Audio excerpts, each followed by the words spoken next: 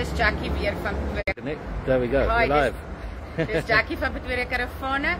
As julle ons eerste live nou gesien het op die Vagabond, hier is ons tweede een wat ek wil vir julle wys hoe maklik is dit om hierdie seating area, hoe werk dit. So ek gaan gou inklim. Dit is weer eens ek is kort, so is maklik. Klim op en jy's in. So dis wat ek gesê het, as jy moet nou binne staan en aantrek, dit reën nou buite en jy kan die matras een kant toe vat, kan jy binne hom staan, maar nou het ons die matras nou in die opgesit, sy 3 dele op mekaar en al wat ons gedoen het is ons die eerste deel agtertoe gevat, dat jy dan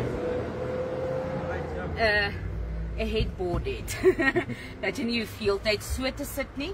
En nog 'n ding wat ek nou vergeet het is wat Vagabond nou gedoen het, hulle het 'n tafel, so hier sal julle sien, skroef 'n extrusion aan, dan kom jou tafel hier aan, so sê nou jy moet werk, kan jy gou jou laptop opsit en jy kan werk op hom, of as die weer nou net nie lekker is en speel nie saam nie, kan jy lekker hier sit en boek lees, hier's meer as genoeg spasie vir 2 mense, boek lees of die laptop of die tablet op die skoot en jy kan movie kyk, as jy nie die hele tyd wil lê nie. So ja, as jy nou nog vrae het of iets wat ons moet oopmaak vir julle op die karavaan, laat weet gerus.